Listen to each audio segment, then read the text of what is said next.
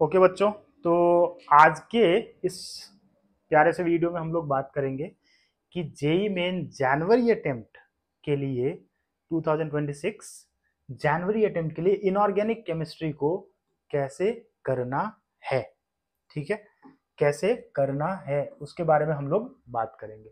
देखो, सबसे पहली बात कि तुम्हारा अभी से लेके अप्रोच क्या रहना चाहिए। अब तुम्हारे पास कितना टाइम बचा हुआ है? 100 दिन, मुश्किल से 100 से थोड़ा सा ज्यादा होगा जनवरी अटेम्प्ट के लिए। तो अब तुम्हारा फोकस सिर्फ और सिर्फ जेई मेन रहना चाहिए जनवरी अटेम्प्ट। ठीक, इस जेई मेन को फोकस करो। जेई मेन में कोशिश करना है अपने को कि 97, 98, 99 परसेंटाइल आ जाए, ताकि तुम इस चीज से थोड़ा सा जेई मेन वाले पोर्शन से तुम थोड़ा रिलैक्स हो जाओ, कुछ तुम्हारी सिक्योरिटी हो जाए कि भाई साहब एटलीस्ट कुछ नहीं तो एनआईटी तो मिल रहा है। ठीक है, तो जनवरी अटेम्प्ट पे फोकस करना है जेई मेन के लिए। फिर उसके बाद तुम्हारे बोर्ड्स आ जाएंगे, फिर तुम बोर्ड्स के लिए काम करोगे, और बोर्ड्स के बाद फिर हम लोग एडवांस पे काम करेंगे। ये हमारा प्रोसेस होना चाहिए अभी से। ठीक, क्लियर इस चीज पे। अब आते हैं कि कैसे इनऑर्गेनिक को करना है। बहुत ज्यादा टाइम इसमें हम लोग वेस्ट नहीं करेंगे, कोशिश करेंगे कि छोटा हो, वीडियो छोटा हो, इंफॉर्मेटिव हो और क्रिस्प हो। ठीक है, तो देखो, इनऑर्गेनिक में बहुत ज्यादा चैप्टर्स तो है नहीं यार, है ना। गिनती के 5-6 चैप्टर्स हैं तुम्हारे जो जेई मेन के सिलेबस में है, बाकी सब तो हटा ही दिए गए। अब उसमें अपना है पीरियोडिक टेबल। तो पीरियोडिक टेबल के लिए कैसे करना है? देखो, पीरियोडिक टेबल के लिए जो सबसे इंपॉर्टेंट चीज यार, इसके लिए एक तो तुमको एनसीईआरटी पढ़ना है, और एनसीईआरटी पढ़ना है एक बार दो बार नहीं, एनसीईआरटी 10 बार पढ़ना है तुमको। ठीक, एनसीईआरटी ऐसे पढ़ो कि तुमको पूरा एक एक चीज उसके अंदर क्या क्या कंटेंट है, एवरीथिंग, किस पेज पे कौन से जगह पे क्या लिखा हुआ है ना, ये चीजें तुमको याद होनी चाहिए। अब इसमें क्या होगा, जब तुम पहली बार पढ़ोगे एनसीईआरटी को तो तुमको थोड़ा ज्यादा टाइम लगेगा, नो डाउट। दूसरी बार पढ़ोगे और कम टाइम लगेगा, तीसरी बार और कम, चौथी बार और कम। जब बार बार पढ़ोगे, जब तुम 10, 15, 20 मिनट में अगर एनसीईआरटी से पीरियोडिक टेबल को पढ़ लेते हो, फिर तुम समझो कि तुमको एनसीईआरटी अच्छे से हो गया है। ठीक, अब इसमें क्या है कि जब तुम एनसीईआरटी पढ़ोगे तो ऐसा नहीं है कि एकदम फ्रेश पढ़ रहे हो। तुमने पीरियोडिक टेबल पढ़ रखा है, पहले नोट्स तुम्हारे होंगे, तुम जहां भी पढ़ते हो कहीं ना कहीं तो जरूर, ट्यूशन आज के डेट में सब पढ़ता है, तुम भी पढ़ रहे होगे, तो तुमने पहले पढ़ रखा है। अब तुम एनसीईआरटी को जब पढ़ोगे तो बहुत सारी चीजें तुमको पहले से आ रही होंगी, तो जीवन तुम्हारा आसान रहेगा इसमें। ठीक है, तो एनसीईआरटी को बहुत थरोली करना है, और इसके अलावा जो तुम्हारे अपने नोट्स है, उस नोट्स को इसके साथ, एनसीईआरटी के साथ पढ़ना है। ठीक, थ्योरी के लिए इतना ही, कोई दूसरी किताब, किसी और रेफरेंस बुक की जरूरत नहीं है। एनसीईआरटी प्लस तुम्हारे अपने नोट्स। अगर तुम्हारे नोट्स, तुम्हारे पास कंपाइल्ड अवेलेबल नोट्स नहीं है तो तुम कमेंट कर देना, तुमको नोट्स मिल जाएगा। ठीक है, कमेंट कर देना, नोट्स मिल जाएगा। जो मैंने पढ़ाया हुआ है बच्चों को, वो नोट्स मैं तुमको प्रोवाइड करा दूंगा, टेंशन लेने की बात नहीं है उसकी। ठीक है, उसके अंदर हर चीज कवर्ड रहेगा अलॉन्ग विथ क्वेश्चंस। ठीक, वो कर लेना। अब इसके लिए क्वेश्चंस कहाँ से लगाने हैं? क्वेश्चन लगाना है जायसवाल से, वीके जायसवाल, सिर्फ और सिर्फ लेवल 1 लगाना है। वीके जायसवाल लेवल 1,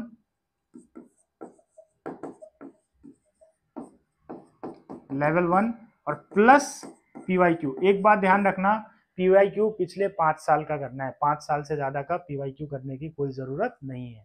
जो भी ट्रेंडिंग क्वेश्चंस रहते हैं ना, वही चीजें रिपीट हो रही है। जेई मेन को तुम देख लो, है ना, घिसी पिटी क्वेश्चंस वही आते हैं। अब उसके पास भी ऑप्शन नहीं है ना यार, इतने क्वेश्चंस बने, इतने पेपर सेट करने पड़ रहे हैं, क्या ही करे बेचारा। तो पीरियोडिक टेबल का इतना कर लेना है, क्या एनसीईआरटी कर लेना है, नोट्स कर लेना है, जायसवाल लेवल 1 प्लस पीवाईक्यू लगा लेना है तुमको पिछले 5-6 साल का। ठीक है, इतना तुम कर लोगे पीरियोडिक टेबल का।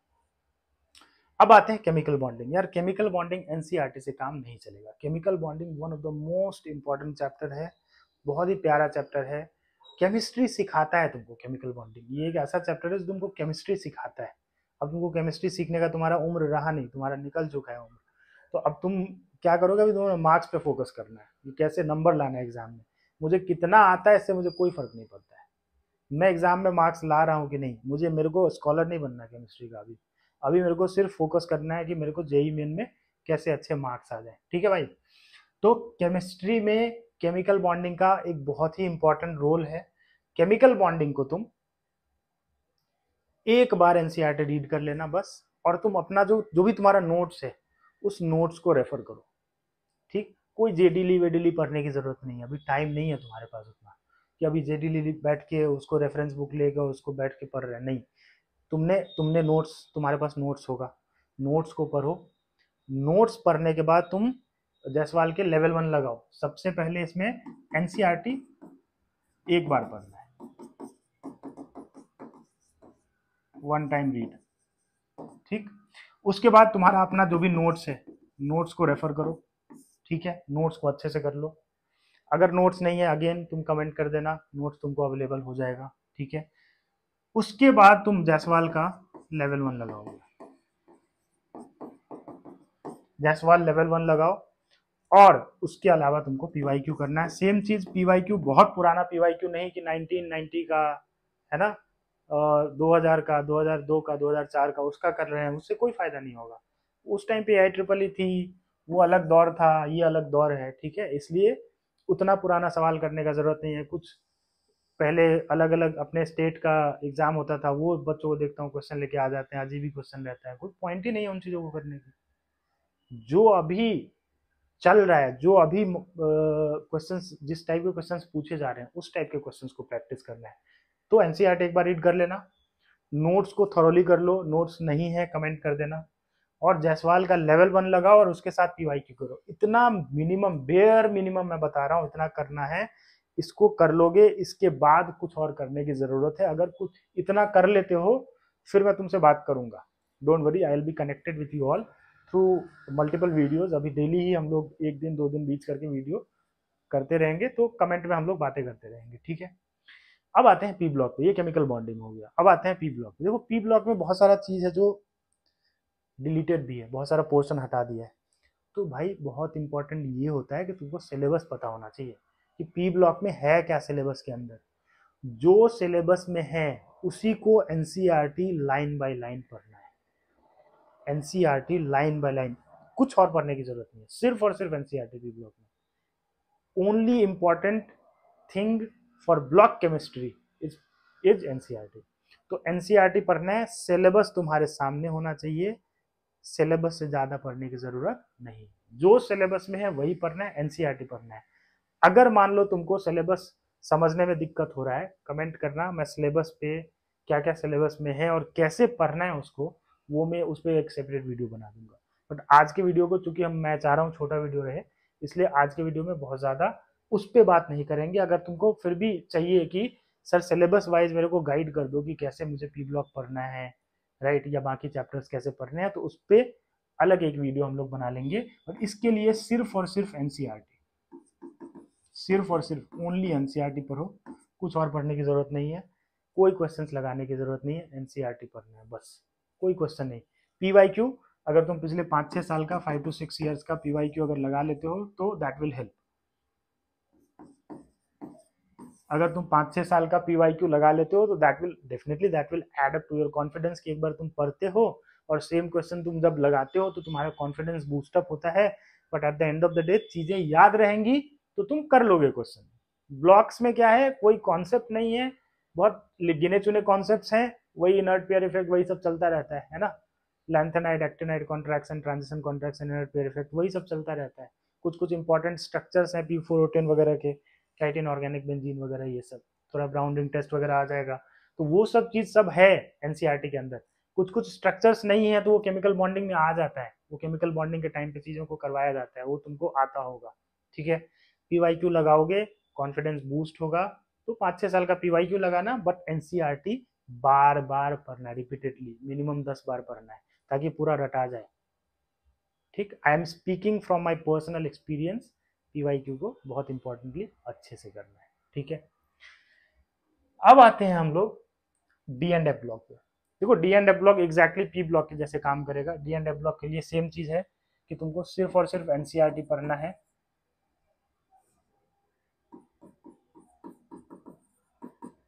एनसीईआरटी पढ़ो, 10 बार पढ़ो, 12 बार, 15 बार पढ़ो, तब तक पढ़ो जब तक एक एक लाइन इसका याद नहीं हो जाए। और KMnO4 और K2Cr2 के सारे रिएक्शंस पढ़ लेना, ऑक्सीडाइजिंग एजेंट वाले जितने भी रिएक्शंस हैं, कलर वलर एकदम अच्छे से याद होना चाहिए तुमको। ठीक, ऑक्सीडेशन स्टेट पे अच्छे से काम करना डी एंड एफ ब्लॉक के। तो सही से एनसीईआरटी अगर पढ़ लेते हो ना, कुछ और करने की जरूरत नहीं है डी&एफ ब्लॉक के लिए। प्लस पीवाईक्यू लगा लेना है भाई, सेम चीज 5-6 साल का, 5-6 साल का 5 to 6 years, ठीक है, 5-6 साल का रिसेंट 5 to 6 year 2020 के बाद वाला लगा लेना, ठीक। इतना कर लो डी&एफ ब्लॉक और पी ब्लॉक दोनों के लिए, तो तुम्हारा काम हो जाएगा। Coordination compound again very important, coordination compound और केमिकल बॉन्डिंग, ये रीढ़ का हड्डी है ना। अगर मैं इनऑर्गेनिक केमिस्ट्री की बात करूँ, कोऑर्डिनेशन कंपाउंड फिर से वही बात, एनसीईआरटी बहुत हेल्प नहीं करेगा, मुश्किल से एक बार पढ़ना है तुमको एनसीईआरटी। तुम्हारा जो खुद का नोट्स है टीचर का, उस नोट्स को रेफर करो, बार बार नोट्स को पढ़ो। अगर नोट्स को पढ़ लिया है तो लेवल 1 लगाओ। तो करना क्या है, एनसीईआरटी 1 टाइम रीड, एक बार पढ़ो, अपने नोट्स को रेफर करो, ये इसको तवज्जो देना है नोट्स को। इसके बाद ये पढ़ने के बाद तुम अब क्या करोगे, जायसवाल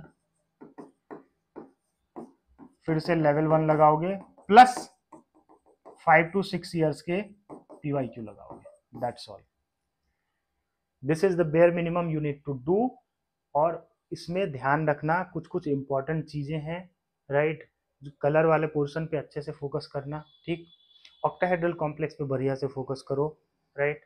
सीएफटी वाला जो पोर्शन है ऑक्टाहेड्रल का, उस पर अच्छे से फोकस करो।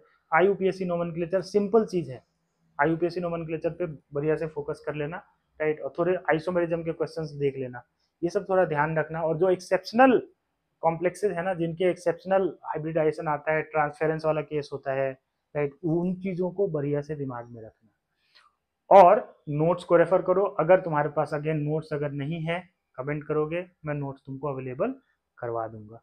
कोई भी समस्या रहेगा ना, तुम कमेंट करना, जो मैं कर सकता हूँ जरूर मैं कर दूंगा तुम लोगों के लिए, राइट।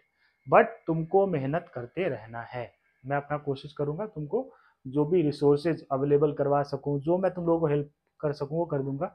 बट तुम्हारा काम ये है कि तुम ऑनेस्टली चीजों को करते रहो। ऑनेस्टली, ये नहीं कि दिखाने के लिए कर रहे हैं भाई, कमेंट कर रहे हैं और काम कर ही नहीं रहे हैं, ये नहीं, दिखाना नहीं है। फिर किससे झूठ बोलोगे, खुद से झूठ नहीं बोलता इंसान, है ना। अपने आप को झूठ थोड़ी बोल पाओगे तुम, ये करना। अब आते हैं सॉल्ट एनालिसिस पे। देखो JEE main point of view से सॉल्ट एनालिसिस बहुत ज्यादा इंपॉर्टेंट नहीं है, ऐसा नहीं है कि हर शिफ्ट में क्वेश्चन आता है, ठीक। बट फिर भी अगर मान लो इतना करने के बाद तुम्हारे पास टाइम है तो करना है सॉल्ट, क्योंकि एडवांस में तो करना ही करना है, सॉल्ट से तो क्वेश्चन आता ही एडवांस में, तो करना ही करना है। तो अभी अगर तुम कर लेते हो तो तुम्हारा एक अपर हैंड रहेगा, ठीक है। तो सॉल्ट के लिए क्या करना है, सॉल्ट के लिए जो तुमको पढ़ाया गया है एनसीईआर सॉरी जो तुमको पढ़ाया गया है, जो तुम्हारा नोट्स है, सिर्फ नोट्स को रेफर करो सॉल्ट के लिए, ठीक है। सॉल्ट एनालिसिस नोट्स को रेफर करो, तुम्हारा जो भी नोट्स होगा, जो सर टीचर्स ने तुमको पढ़ाया है या भी पढ़ाने वाले होंगे, तो सॉल्ट को अपने नोट्स को रेफर करो। नोट्स नहीं है, again you will comment me, I will provide you salt analysis का नोट्स, राइट। और इसमें क्या है, सॉल्ट एनालिसिस को रटना है। तो रटना कैसे है, या तो तुम न्यूमोनिक बनाओ, न्यूमोनिक बना के रटो, या फिर तुम इसके अंदर अपने डे टू डे लाइफ में चीजें जो चल रही होती है ना, उससे चीजों को रिलेट करो, बांध दो इसको इससे भाई, कुछ कुछ कलर आया उसको किसी और चीजों से रिलेट करके अपने डे टू डे लाइफ में उसको सेट कर दिया, ठीक। ये करो। अगर ये करते हो, ये मेरे को हेल्प किया था इसलिए मैं तुमको बता रहा हूँ कि मैंने ऐसे ही याद किया था, मेरे को याद रह गया, मेरा काम हो गया। कुछ भी निमोनिक अपना निमोनिक बना लिया। अब उसके लिए कब कैसे होगा, जब तुम बैठोगे पढ़ने के लिए तो तुम चीजों को जब एकदम घुस जाओगे उस चीज में कि भाई एकदम अच्छे से उसके अंदर तुम डूबे रहोगे, तब तुम सही से चीजों को एनालाइज करके एक अपने अपना अपना निमोनिक बनाओगे, तो चीजें तुम्हारी याद रहेंगी। ऊपर ऊपर से चाहोगे पढ़ लेता हूँ तो नहीं होगा, क्योंकि सॉल्ट एनालिसिस आज पढ़ोगे 4 दिन बाद भूल जाओगे, वैसा चीज है, ठीक है। तो सॉल्ट को बहुत अच्छे से याद करो, अभी जितना कर सकते हो कर लो, एडवांस के टाइम पे इसको वापस से करना होगा तो तुम अपर हैंड रहेगा तुम्हारा, इसलिए सॉल्ट को कर लेना। मेरा सजेशन ये है कि सॉल्ट को कर लेना। बट अगर नहीं कर पाते हो तो बहुत परेशान होने की जरूरत नहीं है, किसी शिफ्ट में एक क्वेश्चन रहता है, किसी में नहीं रहता है, तो बहुत ज्यादा टेंशन लेने वाली बात नहीं। अब देखो इनऑर्गेनिक की अगर मैं बात करूं, थोड़ा सा एनालिसिस दिखा देता हूं कि इस साल 2025 में जो क्वेश्चंस आए हैं, मैंने 2 दिन का लिया है, ठीक है। अब जैसे जनवरी 22 जनवरी को जो पेपर था, शिफ्ट 1 में 7 क्वेश्चन था इनऑर्गेनिक का और शिफ्ट 2 में 8 क्वेश्चन था। वैसे ही 29 जनवरी का भी शिफ्ट 1 में 6 क्वेश्चन था, शिफ्ट 2 में 7 क्वेश्चन था। हर शिफ्ट में ऐसा ही है, किसी में 6 7 8 ऐसा ही है, 6 7 8 6 7 8 ऑन एन एवरेज 6 से 7 क्वेश्चन इस पोर्शन से आता है। और अगर तुमको चीजें अच्छे से याद है, सही से जो मैंने बोला है इसको फॉलो करोगे, तो इसके नंबर नहीं कटेंगे, तुम्हारे मार्क्स कहीं नहीं जाएंगे। एटलीस्ट 24 टू 28 मार्क्स तुम्हारे सेफ हो जाएंगे। इसलिए आज से ये स्टार्ट करो, कोशिश करो इनऑर्गेनिक को सुबह के टाइम पे पढ़ने का। सुबह के टाइम पे थोड़ा सा फ्रेश रहता है दिमाग, तो याद रहेगा। या फिर जिस टाइम पे तुमको फ्रेश, तुम्हारा दिमाग फ्रेश रहता है, उस टाइम पे पढ़ा करो इनऑर्गेनिक, हेल्पफुल रहता है। बाकी चीज़ों के लिए अगले वीडियो में मिलते हैं। Thank you so much.